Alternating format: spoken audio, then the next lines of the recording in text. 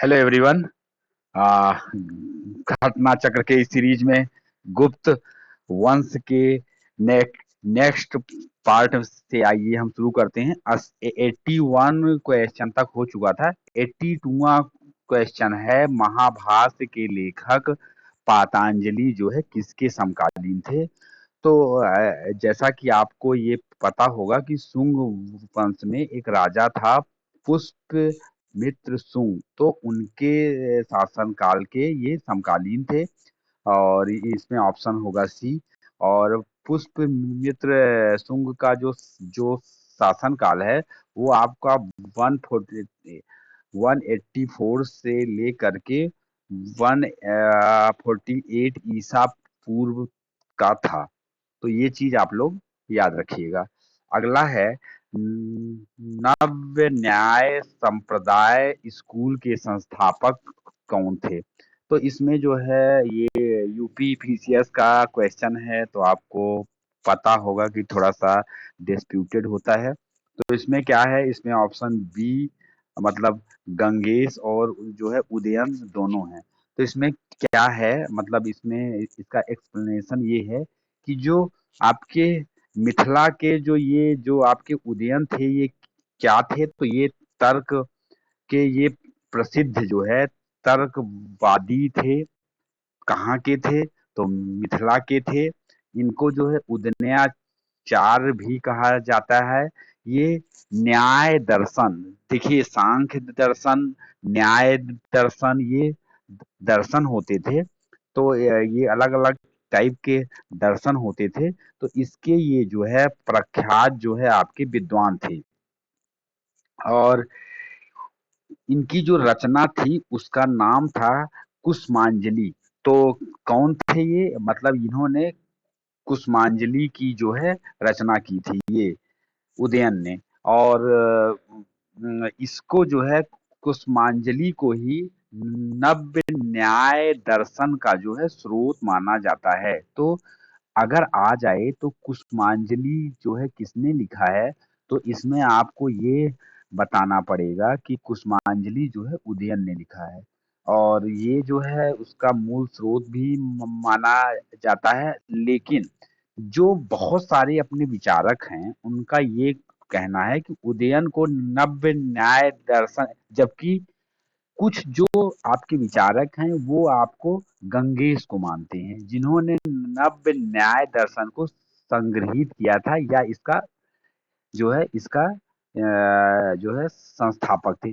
तो हम लोग क्या है, इसमें दो ऑप्शन होगा, तो गंगेश भी होगा और जो है उदयन में भी होगा। अगला क्वेश्चन है 84, जब तक जीवित रहो सुख से रहो जीवित रहो, चाहे इसके लिए ऋण ही लेना पड़े, क्योंकि क्योंकि शरीर के भस्मीभूत हो जाने पर पुनरागमन नहीं हो सकता, पुनर्जन्म का निषेध करने वाली यह उक्ति किसकी है। तो देखिए क्या है कि आपके जो भारतीय दर्शन में एक था चार्वाक दर्शन।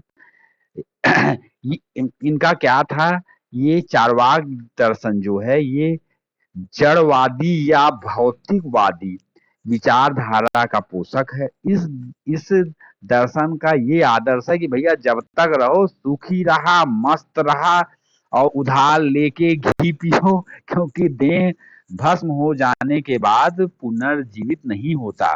तो ये क्या हो जाएगा, ये होगा चार वाकों की। तो इसको याद रखिएगा, चार वाकों की। तो इन्होंने ये कहा है, एज्जीविते सुख जीवित ऋण कृत्वा घृतम पीविते, मतलब ऋण लेके भी आप घी पीजिए।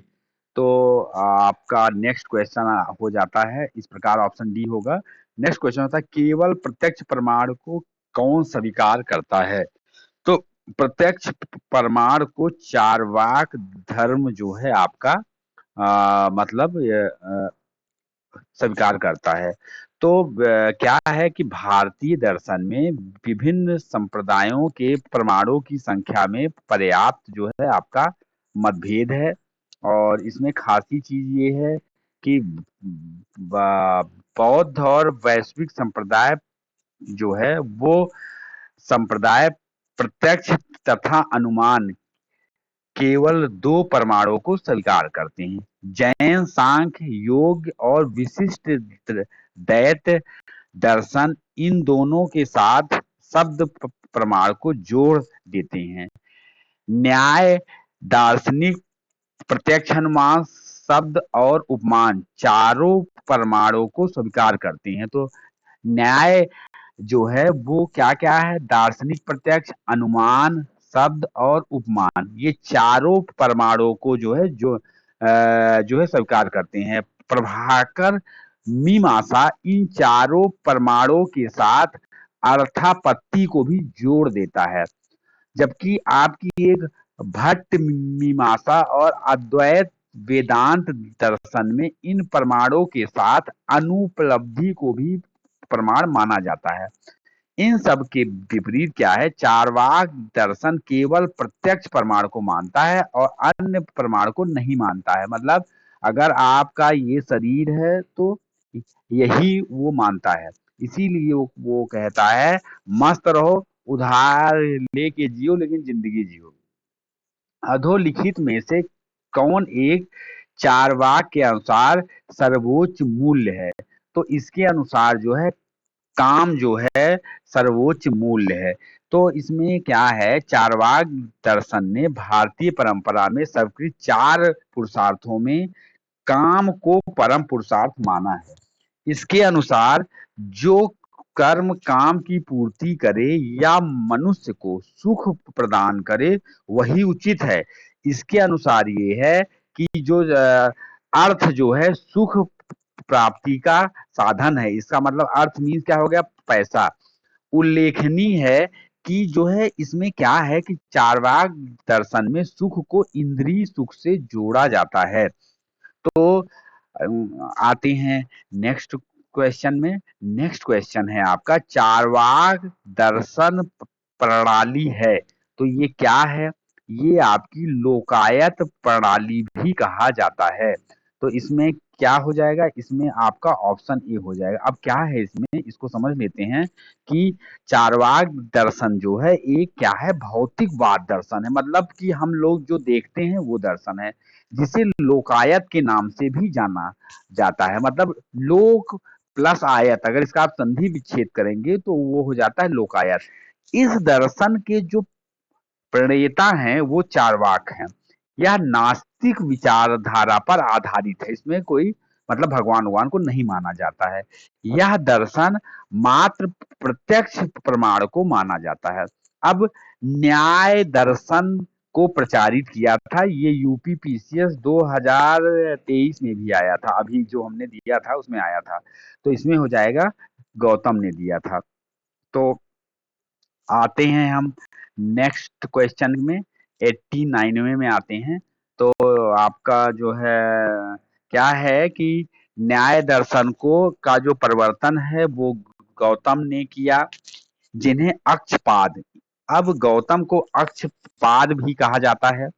न्याय का शाब्दिक अर्थ तर्क या निर्णय होता है। न्याय दर्शन में 16 पदार्थों, कितने पदार्थों? 16 पदार्थों या तत्वों को का अस्तित्व को स्वीकार किया गया है। न्याय दर्शन का मूल ग्रंथ गौतम कृत न्याय सूत्र है। मतलब गौतम ने ही एक बुक लिखा है, उसका नाम नाम है न्याय सूत्र। तो आपका न्याय सूत्र है। न्याय दर्शन के संस्थापक कौन हैं? तो गौतम हैं। अब ये इन पे बहुत क्वेश्चन आया होगा। तो न्याय दर्शन के प्रवर्तक कौन हैं? तो गौतम है। न्याय दर्शन के प्रवर्तक कौन हैं? तो आपके गौतम हैं। कपिल किसके थे? तो कपिल जो है ये सांख्य दर्शन के थे। जैमिनी क्या था? तो जैमिनी जो है मीमांसा, वो भी मीमांसा में जो है पूर्वी मीमांसा। ये क्या है? अगर इसमें भी आ जाए तो ये है पूर्वी मीमांसा। ठीक है। अब देखिए पूर्वी मीमांसा जो है वो जैमिनी ने किया था। और आपका जो ये कणाद है वो क्या है? वो है वैश्विक। तो इसको हम ऐसे याद रख सकते हैं कि विश्व जो है वो कर्ण से बना है। तो आप इसको ऐसे भी याद रख सकते हैं, वैशेषिक। तो आते हैं हम नेक्स्ट क्वेश्चन पे। नेक्स्ट क्वेश्चन है आपका 92वां है आपका। 92वां है, मीमांसा के प्रणेता थे। तो पूर्वी मीमांसा हमने कहा जैमिनी थे। तो आज आते हैं हम 93 क्वेश्चन में। न्याय के लिए न्याय दर्शन, मीमांसा दर्शन, ये आपका पूछा गया है। तो आपका 93वां जो क्वेश्चन है उसमें क्या क्या है, तो हम लोग देख लेते हैं। न्याय दर्शन, मीमांसा दर्शन, और आपका आपका अगला है इसमें सांख्य दर्शन, वेदांत दर्शन। तो ये क्या है? न्याय दर्शन, जैसा कि हमने कहा कि तार्किक चिंतन के लिए है। मीमांसा दर्शन क्या है? वैदिक न्याय दर्शन क्या है? तो वैदिक अनुष्ठान करने के लिए। सांख्य दर्शन क्या है? वो वास्तविक ज्ञान का अभिग्रहण है। वेदांत दर्शन क्या है? तो आत्मज्ञान है। अब न्याय दर्शन को कौन लिया? तो गौतम। पूर्वी आपके मीमांसा दर्शन को किसने किया? तो जैमिनीय ने किया। और सांख्य दर्शन किसने किया? तो कपिल मुनि। वेदांत या उत्तरी मीमांसा, तो आपका बादरायण। तो इसीलिए अगर आ जाए उत्तरी मीमांसा उत्तर, तो वो उसके हैं बादरायण। और पूर्वी मीमांसा जैमिनी। और वैश्विक दर्शन उल्कू कणाद मुनि। योग दर्शन तो आपके हैं, आपका है पतंजलि। कर्म का सिद्धांत जो है वो संबंधित है आपका मीमांसा से। तो क्या है कि जो आपका अ, कर्म का सिद्धांत है वो मीमांसा के दर्शन से आपका संबंधित है। इसे पूर्वी मीमांसा, कर्म मीमांसा, या फिर धर्म मीमांसा भी कहते हैं। तो आपका क्या है कि जो पूर्वी मीमांसा है उसको जैमिनी ने दिया था।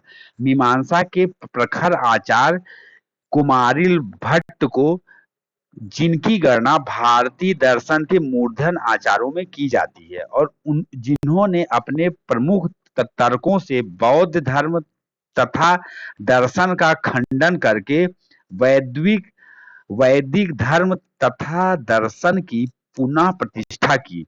पूर्वी मीमांसा और वेदांतों के बीच की श्रृंखला को माना जा सकता है। तो इस प्रकार जो है आपका कुमारिल भट्ट का भी नाम आ सकता है। तो इसलिए हमने इतना जो है आपको समझाया। आते हैं हम लोग जो है 95वें क्वेश्चन पे। निम्न में से किस दर्शन का मत है कि वेद जो है वो शाश्वत है? तो वो है आपका मीमांसा। जो इसमें क्या है, इसमें जो है वेद जो है शाश्वत है, इसमें है मीमांसा में। आते हैं हम नेक्स्ट में। तो क्या है? मीमांसा दर्शन वेद को शाश्वत सत्य प्रदान मानता है। पूर्वी मीमांसा दर्शन में वेद के कर्मकांड भाग पर विचार किया गया है, और उत्तरी मीमांसा में वेद के ज्ञान कांड को। अब देखिए, पूर्वी मीमांसा तो इसके हैं जैमिनीय, और इसमें क्या है? कर्म कांड के बारे में दिया हुआ है। और जो आपके उत्तरी मीमांसा है उसमें जो है ज्ञान के बारे में दिया गया है। अब क्या है? अपूर्व का सिद्धांत किससे संबंधित है? तो अपूर्व का जो सिद्धांत है वो आपका जो है मीमांसा से संबंधित है। तो ये क्या है? अपूर्व का सिद्धांत जो है मीमांसा दर्शन से संबंधित है। बात सही है। मीमांसा दर्शन में एक अदृश्य शक्ति की कल्पना की गई है कि एक ऐसा अदृश्य शक्ति है, भगवान भगवान टाइप का, ऐसी कल्पना की गई है जो कर्म तथा उसके परिणाम के बीच एक अतिलौकिक कड़ी है। वह इसे अपूर्व कहता है। अपूर्व का शाब्दिक अर्थ है कोई नई वस्तु जो पहले नहीं जानी गई है, अथवा जो पहले नहीं था, उसे क्या कहा जाता है? तो उसे अपूर्व कहा जाता है। तो आज आते हैं हम लोग आपका 97 क्वेश्चन में। आ, इसमें क्या है? निम्न में से किस भारतीय दर्शन ने परमाणु सिद्धांत का प्रतिपादन किया था? तो इसमें क्या है? मैंने कहा कि वैश्विक दर्शन जो है, सृष्टि का निर्माण अणु से हुआ। महर्षि कर्णाद ने इस दर्शन के जो है प्रवर्तक थे। तो इसमें ऑप्शन डी होगा। निम्नलिखित युग्मों में से कौन सा एक भारतीय षड दर्शन का भाग नहीं है? तो मीमांसा और वेदांत है, न्याय और वैश्विक है, सांख्य और योग है। ये लोकायत और काल्पिक और कापालिक नहीं है। तो अ, लोकायत और कापालिक जो है ये षड दर्शन के भाग नहीं है। लोकायत नेक्स्ट क्वेश्चन है, आ जाते हैं। लोकायत दर्शन किसे कहा जाता है? तो लोकायत दर्शन जो है वो क्या है, आपका चार्वाक को कहा जाता है। तो इसमें क्या है, जो चार्वाक दर्शन को ही लोकायत दर्शन के नाम से जाना जाता है। ये क्या है भाई, सबको पता है, भौतिकवादी दर्शन है, जो भौतिक या सांसारिक सुखों को अधिक महत्व जो है देता है। अद्वै अद्वैतवाद दर्शन के संस्थापक हैं। तो अद्वैतवाद जो के संस्थापक हैं वो हैं आपके शंकराचार्य। अद्वैतवाद दर्शन के संस्थापक हैं शंकराचार्य। अब ये क्या है, अद्वैतवाद दर्शन के जो संस्थापक हैं शंकराचार्य हैं, बात सही है। शंकराचार्य ने प्रस्थान प्रस्थान त्रयी, उसको क्या कहा जाता है, उपनिषद, ब्रह्मा सूत्र और भगवत गीता पर भाष्य लिखकर अद्वैतवाद का समर्थन किया। ब्रह्म सूत्र पर उनका भाष्य ब्रह्मा सूत्र या शारीरिक शास्त्र कहलाता है। तो शंकर के दर्शन को कहा जाता है, शंकर के दर्शन को जो है अद्वैतवाद कहा जाता है। प्रछन्न बौद्ध क्या है? तो प्रछन्न बौद्ध किसे कहा जाता है? तो वो है आपका शंकर। तो ये क्या है, हम लोग इसको देख लेते हैं। शंकर या शंकराचार्य जो है अद्वैत दर्शन के प्रेणे के प्रणेता तथा हिंदू धर्म के प्रख्यात दार्शनिक थे। बात सही है। बौद्ध धर्म की कई संकल्पनाओं को अपने दर्शन में शामिल करने के कारण इन्हें जो है प्रछन्न बौद्ध की जो है संकल्पना जो है कहा जाता है। तो इन्होंने क्या किया कि बौद्ध धर्म की कई संकल्पनाओं को इन्होंने अपने दर्शन में शामिल किया है। आते हैं हम नेक्स्ट क्वेश्चन में। आपका नेक्स्ट क्वेश्चन है, निम्नलिखित में से अद्वैत वेदांत के अनुसार किसके द्वारा मुक्ति प्राप्त की जा सकती है? तो क्या है, ज्ञान के द्वारा आप मुक्ति प्राप्त कर सकते हैं। अद्वैत क्या है, अद्वैत वेदांत में ज्ञान मार्ग को मोक्ष का साधन स्वीकार किया जाता है। बात सही है। उसकी मान्यता है कि केवल ज्ञान से ही मुक्ति मिलती है, ज्ञानादेवा मुक्ति, ज्ञान के अभाव में जो है मुक्ति संभव नहीं है। तो इसमें जो है ये कहा गया है कि ज्ञान के अभाव में मुक्ति जो है आपकी संभव नहीं है। तो इसमें क्या है, अद्वैत वेदांत में सभी लोग ज्ञान मार्ग के अधिकारी नहीं हैं। ज्ञान मार्ग का अधिकार केवल वही है जो मतलब आपका साधन से युक्त है। जबकि विशिष्ट द्वैत दर्शन में भक्ति मार्ग को जो है मोक्ष का साधन माना गया है। अब है विशिष्ट द्वैतवाद। तो देखिए, जो राम भगवान थे ऐसा आप याद कर सकते हैं, तो वो विशिष्ट टाइप के उनको पूजा जाता है। तो इसमें हो जाएगा रामानुजाचार्य, ये हमने आपको शॉर्टकट बताया। अब जो है रामानुजाचार्य कौन थे, आइए इनको थोड़ा सा हम लोग समझ लेते हैं। तो इसमें क्या है कि आपका भक्ति आंदोलन के जो है प्रमुख संतों में रामानुजाचार्य का महत्वपूर्ण स्थान है, सबको पता है। ये सगुण ईश्वर में विश्वास करते थे तथा भक्ति को मोक्ष प्राप्ति का ये साधन मानते थे। इन्होंने विशिष्ट अद्वैत या विशिष्टा द्वैत सिद्धांत का जो है प्रतिपादन किया था। रामानुजाचार्य का विशिष्ट अद्वैत दर्शन शंकराचार्य के अद्वैत दर्शन के विरोध में एक प्रतिक्रिया है। शंकराचार्य ने ब्रह्मा को सत्य तथा जगत को मिथ्या जो है बताया है, जबकि रामानुजाचार्य के अनुसार जीव आनंदमय, स्वयं प्रकाशमान तथा वैशिष्टपूर्ण है और जगत मिथ्या ना होकर सत्य सृष्टि है। मानव भक्ति के द्वारा जीवन में तल्लीन हो सकता है। तो ये था आपका इनके ऊपर।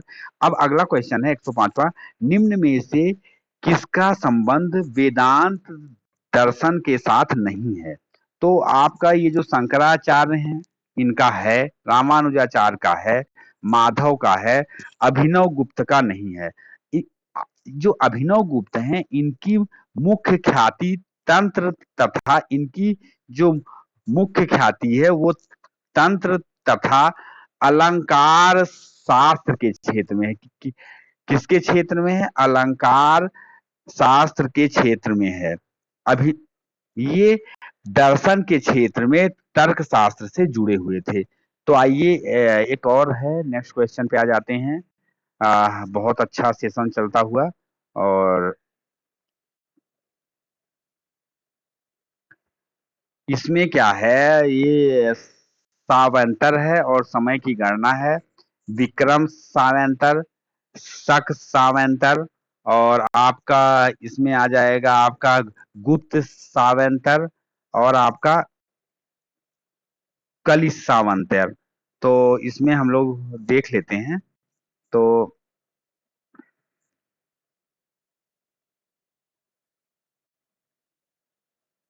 अब इसमें क्या है कि आपका, एक मिनट, तो सब क्वेश्चन आगे पीछे है इसलिए इसमें हमको थोड़ा सा देखना पड़ेगा। अब देखिए विक्रम संवत्सर का, आपका विक्रम जो संवत है वो आपका हो जाएगा 58 ईसा पूर्व, वो हो जाएगा विक्रम संवतपुर। जो आपका शक संवत है, हमने इस पे डिस्कशन किया है, तो वो आपका हो जाएगा 78 ईसा पूर्व। और इसमें जो है कनिष्क का जो है आपका सिंहासन पे बैठा था। गुप्त संवत की जो स्थापना है वो 319 से 320 तक थी। और जो कली संवत है वो आपका जो है कितना माना जाएगा देख लेते हैं हम लोग। ये हो जाएगा 3102 जो है, 3102 ईसा पूर्व हो जाएगा। तो कल इस हिसाब से ऑप्शन डी होगा।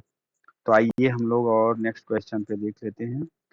विक्रम संवत निम्नलिखित कूट की सही व्याख्या करिए। विक्रम संवत 58 ईसा पूर्व में हुआ था, बात सही है। शक संवत 78 ईसा पूर्व में आरंभ हुआ था। गुप्त काल सन 19 इतना चला था, सही है। और भारत में मुसलमान शासन, ये भी बात सही है। तो डी ऑप्शन सही हो जाएगा। आ जाते हैं नेक्स्ट क्वेश्चन पे।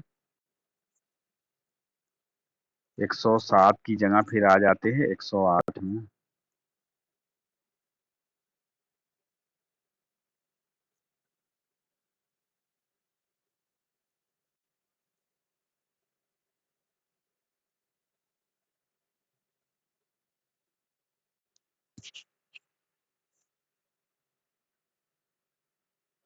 पुलकेशिन फर्स्ट का बादामी शिलालेख शक वर्ष 465 का दिनांकित है।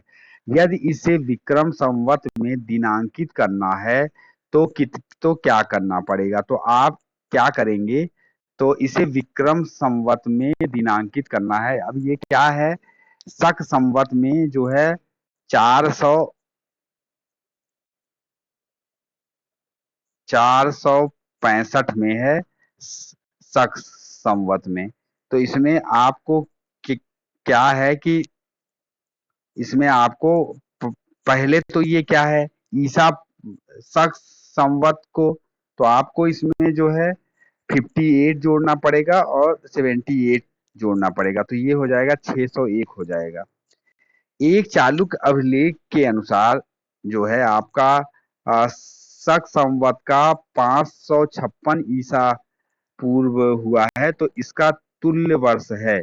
तो 556 ईसा पूर्व है, तो 556 ईसा पूर्व है।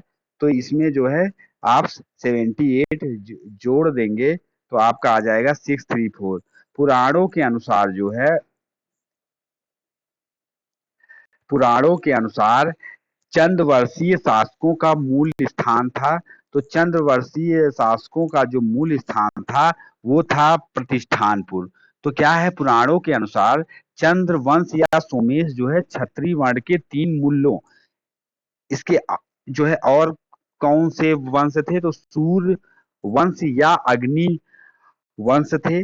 चंद्रवंशीय शासकों का मूल स्थान त्रेता युग में जो है प्रयाग था। परंतु प्रलय के पश्चात द्वापर युग में चंद्रवंशी सामंतर ने प्रतिष्ठानपुर, वर्तमान में क्या है झूंसी, इलाहाबाद में राजस्थान की स्थापना किया था। तो इसीलिए ये प्रतिष्ठानपुर इसका ऑप्शन हो जाएगा। तो ये यूपी स्पेशल टाइप का क्वेश्चन है, तो इसको आप लोग ध्यान दीजिएगा। मौखरी शासकों की राजधानी थी। तो वो क्या है, मौखरी जो है वो गुप्तों के सामंत थे, जो मूलतः क्या है गया के निवासी थे। मौखर वंश के शासकों ने अपनी राजधानी कन्नौज में बनाई थी। इस वंश के प्रमुख शासक कौन कौन थे? हरिवर्मा, आदित्य वर्मा, ईशान वर्मा, सर्ववर्मा एवं ग्रह वर्मा थे। तो इसमें ऑप्शन बी जो है आपका सही हो जाएगा, 111। आते हैं हम क्वेश्चन नंबर 112 में। तो एक मिनट। गुप्त वंश के पतन से लेकर आरंभिक 7वीं शताब्दी में हर्षवर्धन के उत्थान तक हर्षवर्धन के हर्षवर्धन के उत्थान तक उत्तर भारत में निम्नलिखित में से किन राज्यों का शासन था? तो आप का देख लेते हैं कि किसका किसका शासन था। तो मगध के गुप्त का था, और मालवा के परमार का नहीं था, थानेश्वर के पुष्पभूति का था, कन्नौज के मौखरी का था, और आपका वल्लभी के जो है मैत्रक थे उनका था। तो इसमें 1, 3, 4 और 6 हो जाएगा।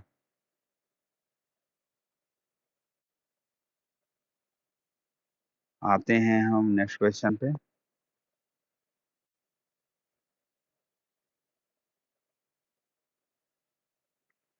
हर्ष के समय की सूचनाएं किसकी पुस्तक में है?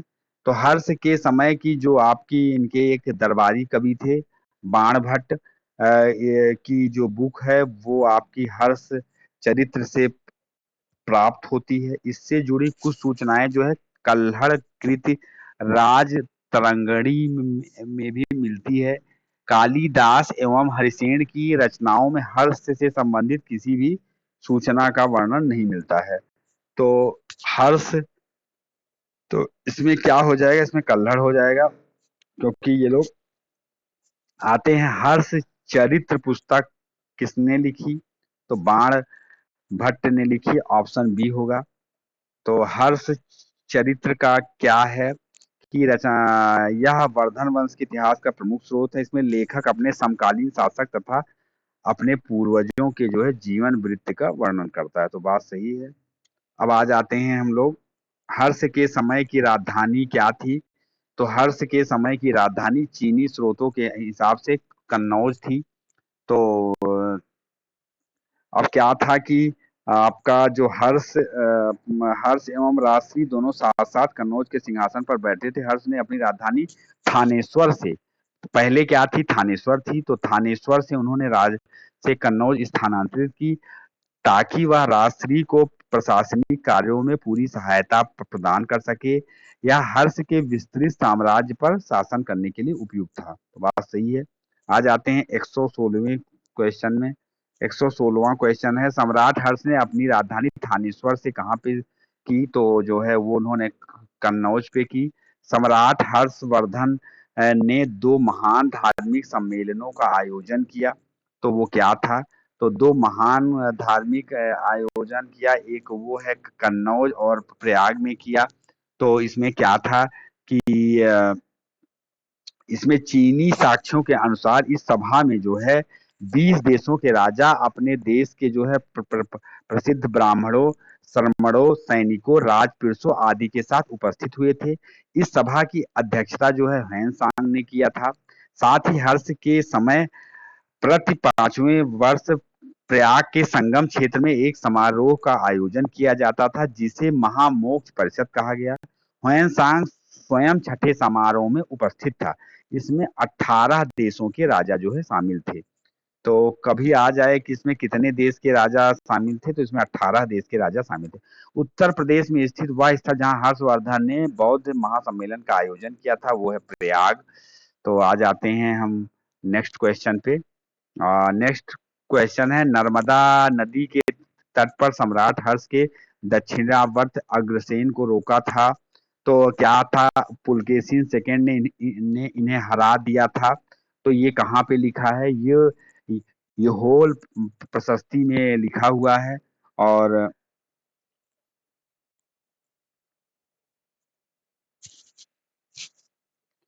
ह्वेन सांग के विवरण में ये लिखा हुआ है, एहोल अभिलेख में।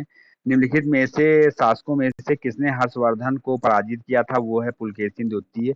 ऑप्शन डी हो जाएगा। चालुक्य शासक पुलकेशिन की हर्ष पर विजय का काल क्या था? तो वो था 618। 6 गुणे 3 बराबर 18, ऐसे आप लोग याद रखिएगा। तो आ जाते हैं हम नेक्स्ट क्वेश्चन पे।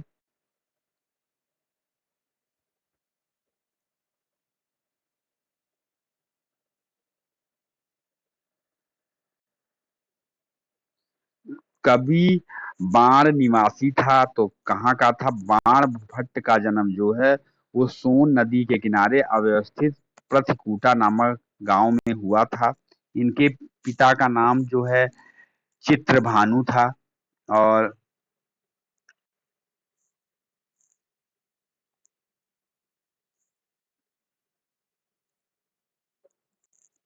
इनके पिता का नाम जो है चित्रभानु था, और माता का नाम राज देवी था। तो इसमें ऑप्शन जो है आपका ऑप्शन डी हो जाएगा। ये बिहार होना होता तो सही रहता। हैन सांग किसके शासनकाल में भारत आया था? तो सम्राट हर्ष के समय में आया था ये भाई साहब। और 100, और इनकी पुस्तक है सी यू की।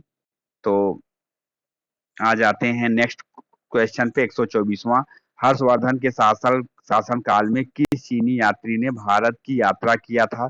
तो वो है हैन सांग ने किया था। अब आ जाते हैं कि 125वें क्वेश्चन पे, भारत की यात्रा करने वाले चीनी यात्री युआन च्वांग हैंसांग ने तत्कालीन भारत की सामान्य दशाओं और संस्कृतियों का वर्णन किया। इस संदर्भ में निम्नलिखित में से कौन सा कथन जो है सही है? तो इसमें क्या है कि अपने को देखना है कि इसमें क्या लिखा है? सड़क और नदी के लूट मार से पूरी तरह सुरक्षित थे, ये बात तो एकदम नहीं सही है। खुद जो है हैंसांग खुद जो है चोर डाकुओं के चक्कर में फंस चुका था, इसलिए ये ऑप्शन नहीं सही है। दूसरा है, जहां तक अपराधों के लिए दंड का प्रावधान है, अग्नि जल व विष द्वारा सत्य परीक्षण किया जाना ही किसी व्यक्ति की निशोधिता एवं दृष्टि का साधन था। तो ये बात सही है। व्यापारियों को नौघटों और नौकाओं पर शुल्क देना पड़ता है था, वो बात जो है सही है। इसी से ही जो है राज्य को धन मिलता था। तो इसमें ऑप्शन हो जाएगा 2 और 3। तो ये इसमें ऑप्शन जो है वो आपका हो जाएगा 2 और 3। तो ऑप्शन 2 और 3 हो जाएगा ऑप्शन बी। तो आपका आ जाता है, हर्ष के दरबार में ह्वेन सांग जो है, हर्ष के दरबार में ह्वेन सांग को एक दूत के रूप में किसने भेजा था? तो क्या है, ह्वेन सांग जो है ये आपका अ, चीन के तांग वंशी शासक ताई सुंग का समकालीन था, तथा इसी के राज्य का नागरिक था। तुर्क आक्रांताओं के भय से ताइसुंग ने अपने नागरिकों के लिए जो है पश्चिम में विदेश यात्रा पर प्रतिबंध लगा रखा था। ह्वेनसांग ने तांग शासकों की राजधानी चंगन से स्वतंत्र रूप से, न कि दूर, भारतवर्ष के लिए 629 में प्रस्थान किया। लगभग 13 वर्ष के भारत प्रवास के बाद वह वापस चीन पहुंचा। तब सम्राट ने उसके कृत्यों के लिए दंडित करने के बजाय उसका स्वागत किया और उसे अपना आध्यात्मिक सलाहकार नियुक्त किया। तो ये जो है स्वतंत्र रूप से आया था। ऐसा पूछा जा सकता है कि जो है उस समय जब ये आया था, तो उस समय चाइना में जो है किसका शासन था, ऐसा आ सकता है। तो तो उसमें हो जाएगा ऑप्शन ताइसुंग हो जाएगा, अगर ऐसा आता है तो। अब हो सकता हो ऐसा डिजाइन हो ही जाए क्वेश्चन। ह्वेनसांग की भारत में यात्रा के समय सूती कपड़ों के उत्पादन के लिए सबसे प्रसिद्ध नगर क्या था? तो वो मथुरा था।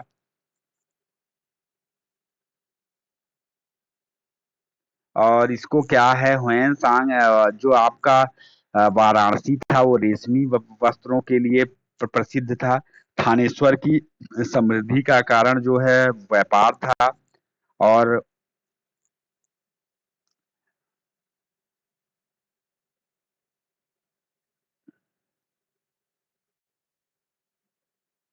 चलिए, नेक्स्ट क्वेश्चन। कौशे शब्द का, नेक्स्ट आ जाते हैं। कौशेष शब्द का प्रयोग किया जाता है। तो कौशेष शब्द का जो प्रयोग है वो रेशम के लिए किया जाता है, और इसलिए सी ऑप्शन होगा। चीनी यात्री ह्वेनसांग ने किस विश्वविद्यालय में अध्ययन किया? तो नालंदा में इसने अध्ययन किया। और लगभग,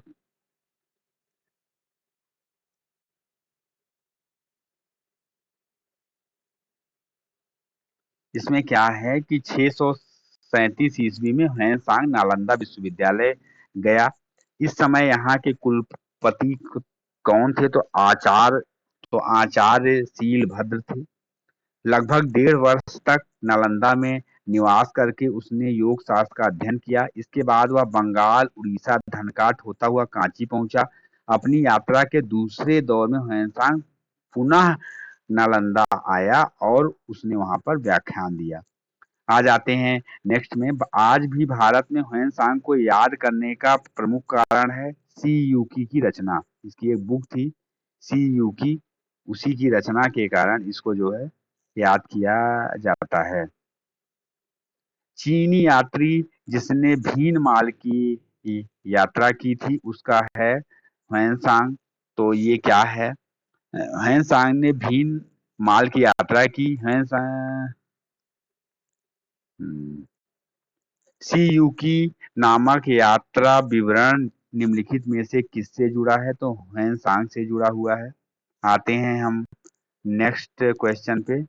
तो चीनी यात्रियों ने बिहार का भ्रमण किया, जो है चीनी यात्री इति सिंह ने बिहार में भ्रमण किया था, जो है आपका 671 से 695 में। ये चीनियों में एक आखिरी आदमी आया था, इति सिंह। तो 671 जब वह युवक था, अपने 37 बौद्ध सहयोगियों के साथ बौद्ध धर्म के अवशेषों को देखने की इच्छा के से पाश्चात्य विश्व का भ्रमण करने का इसने निश्चय किया। बाद में उसके साथियों ने उसका साथ जो है छोड़ दिया, तथा वह अकेले कैंटन नगर से जहाज में बैठकर भारत की यात्रा पर चल पड़ा। वह दक्षिण के समुद्री मार्ग से होकर भारत आया और सुमात्रा होता हुआ जो है वो चीन वापस चला गया। तो ये 671 से 695, तो आप लोग इसको याद रखिएगा। आ जाते हैं हम नेक्स्ट क्वेश्चन पे। निम्नलिखित में से कौन सा उपवाक्य उत्तर हर्षकालीन स्रोतों में से प्रायः उल्लिखित हुंडी के स्वरूप की परिभाषा है? तो हुंडी जो है विनिमय पत्र को कहा जाता है, जो कि लेन देन और व्यापार के लिए आपका यूज होता था। आते हैं हम नेक्स्ट क्वेश्चन पे।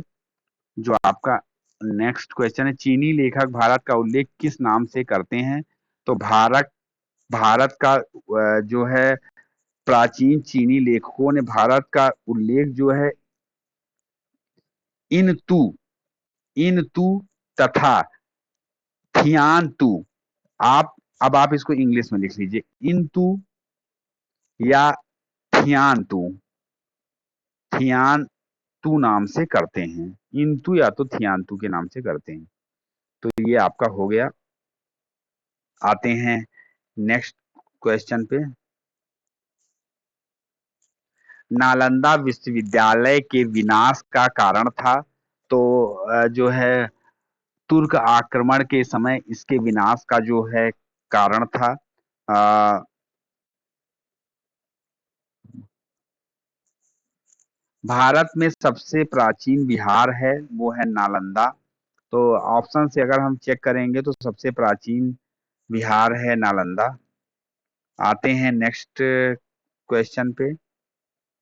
नालंदा कहाँ पे स्थित है? तो बिहार में स्थित है। अब इतना आसान नहीं आएगा। गुप्तोत्तर युग में प्रमुख व्यापारिक केंद्र था तो कन्नौज था। ये उज्जैन से हट करके जो है कन्नौज आपका बना था। उज्जैन का महत्व गुप्त काल में शक विजय के बाद जो है बहुत बढ़ गया था, बात सही है। और जब चंद्रगुप्त द्वितीय ने इसे दूसरी राजधानी मतलब उज्जैन को बनाया था, गुप्तोत्तर काल में हर्ष ने कन्नौज को थानेश्वर के स्थान पर अपनी राजधानी बनाया। कन्नौज जो है आपका यमुना गंगा दोआब होने तथा महत्वपूर्ण व्यापारिक स्थल होने के कारण पाल प्रतिहार और राष्ट्रकूटों के आकर्षण का केंद्र था, सभी जानते हैं, तो कन्नौज होगा। सामंत अगला क्वेश्चन है, सामंतवाद का विकास गुप्त काल की कृषक संरचना की प्रमुख विशेषता थी, क्या ये बात सही है? इस काल में भूस्वामी मध्यवर्गीय एवं आश्रित आपके किसान थे, दोनों बात सही है और इसका सही एक्सप्लेनेशन करता है, इसलिए इसमें ऑप्शन जो है ए हो जाएगा, आपका सही हो जाएगा। आते हैं हम नेक्स्ट क्वेश्चन में। निम्नलिखित तीर्थ यात्रियों ने कनिष्क द्वारा आयोजित की गई चतुर्थ महान बौद्ध परिषद में भाग लिया था? नहीं, ये बात गलत है। और चीनी यात्री ह्वेन-सांग हर्ष से मिला और उसे बौद्ध धर्म का प्रतिरोधी पाया। अब भाई जो आपका फाहियान है वो तो आपका जो है गुप्त वंश में आया था, तो ये नहीं होगा। और ह्वेन-सांग जो है,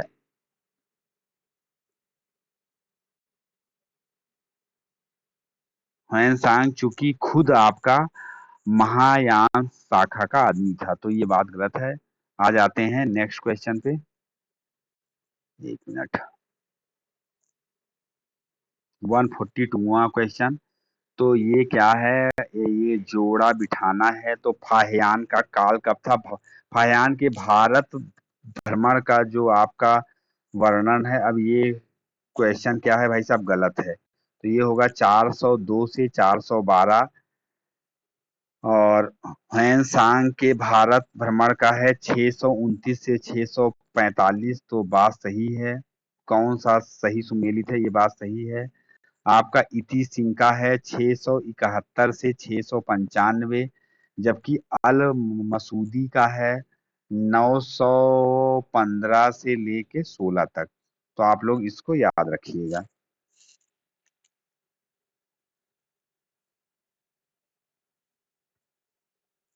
निम्नलिखित 143 क्वेश्चन है आपका।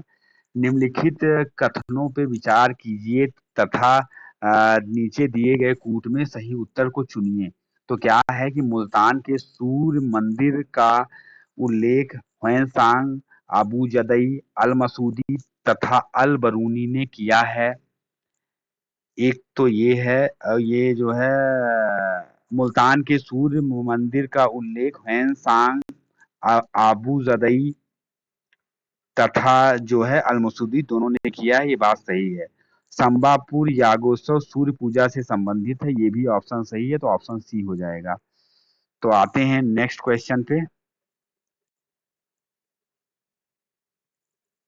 भारतीय इतिहास के संदर्भ में निम्नलिखित में से कौन से सामंती व्यवस्था के तत्व हैं? वो आपका है जो है आपका अत्यंत सशक्त केंद्रीय राजनीतिक सत्ता और दुर्बल अथवा स्थानिक राजनीतिक सत्ता, ये नहीं होगा। और आ जाते हैं भूमि के नियंत्रण तथा स्वामित्व पर आधारित प्रशासनिक संरचना का उदय, बात सही है। सामंत तथा उसके अधिपति के बीच दास का बनना, तो इसमें ऑप्शन बी हो जाएगा। आते हैं हम नेक्स्ट क्वेश्चन पे।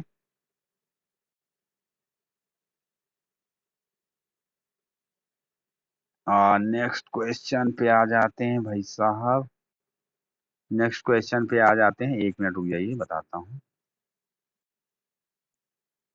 निम्नलिखित में से कौन से 8वीं शताब्दी के संत शंकराचार्य के बारे में सही नहीं है? उन्होंने भारत के विभिन्न क्षेत्रों में 4 धाम स्थापित किए, बात सही है। उन्होंने बौद्ध तथा जैन धर्मों के विस्तार पर रोक लगाई, बात सही है। उन्होंने प्रयागराज को तीर्थ राज का नाम दिया, ये बात गलत है। उन्होंने वेदांत का प्रसार किया, जो है ये जो है आपका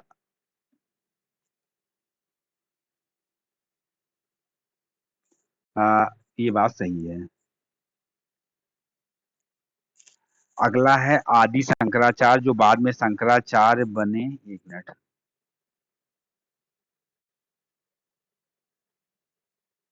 आदि शंकराचार्य जो बाद में शंकराचार्य बने, उनका जन्म कहाँ हुआ था? तो उनका जन्म जो है केरल में हुआ था। आदि शंकराचार्य द्वारा स्थापित जो है आपके 4 मठ कहाँ पे हैं? तो एक है जोशी मठ, द्वारिकापुरी और श्रृंगेरी। तो ये हो गया। एक मिनट। निम्नलिखित में से कौन से 4 धाम में सम्मिलित नहीं है? वो है मानसरोवर, ये नहीं है। पुरी है, द्वारिका है, रामेश्वरम है। तो ये आपका हो गया। अब आ जाते हैं नेक्स्ट क्वेश्चन पे।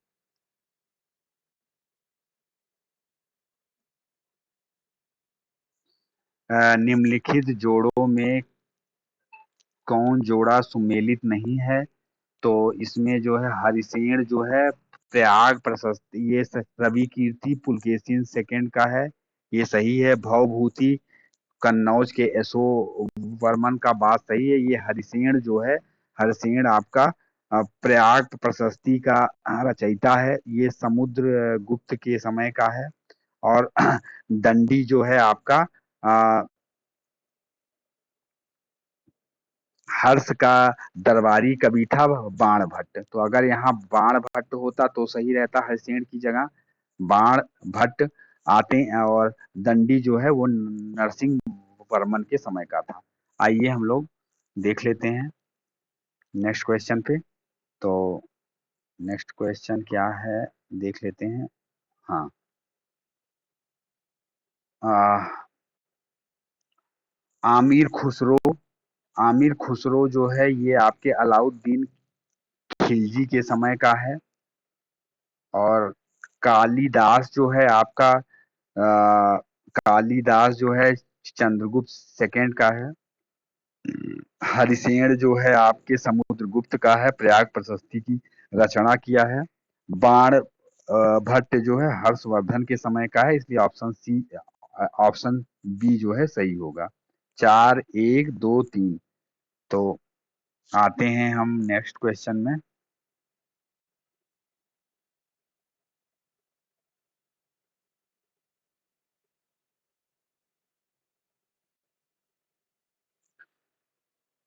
अब हरिसेन जो है वो समुद्रगुप्त का संधि विग्रहिक सचिव था।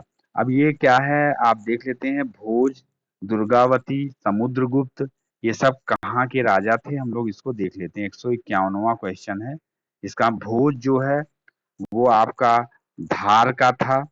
दुर्गावती आपकी जो है गोंडवाना की थी। तो हम लोग लिख लेते हैं 3 4। समुद्रगुप्त जो है आपका विदिशा का था, आपका विदिशा के थे। तो आपका ये दूसरा। अशोक जो है वो आपका उज्जैन के थे। तो 3 4 2 1। आ जाते हैं नेक्स्ट क्वेश्चन पे। हाँ। 152वां क्वेश्चन। तो इसमें ऑप्शन डी हो जाएगा। 152वां क्वेश्चन है, आइए हम लोग देख लेते हैं। भारत के इतिहास के संदर्भ में निम्नलिखित युग्मों पर विचार कीजिए। तो एक है, पहला है भीलसा। और भीलसा कहाँ पे है इसको हम लोग देख लेते हैं। भीलसा जो है आपका ये एमपी में है, सही है। और निम्नलिखित युग्मों पर कौन सा सही सुमेलित है? तो ये सही है। द्वार समुद्र सबको पता है कि ये कर्नाटक में है। इ- इसको क्या कहा जाता है? इसको जो है हले बिडू कहा जाता है। गिरिनार जो है गुजरात का है। स्थानेश्वर जो है ये आपका स्थानेश्वर जो है आपका हरियाणा का है। तो हरियाणा का है। तो कहाँ, तो क्या-क्या इसमें ऑप्शन सही होगा, केवल 1 और 3 जो है सही होगा। बाकी का जो है ये आज का ये सेशन समाप्त हुआ। आपको जैसा भी लगा हो आप जो है कमेंट कर सकते हैं और अच्छा लगा है तो आप लाइक और शेयर कर सकते हैं। थैंक यू, जय हिंद, मिलते हैं नेक्स्ट वीडियो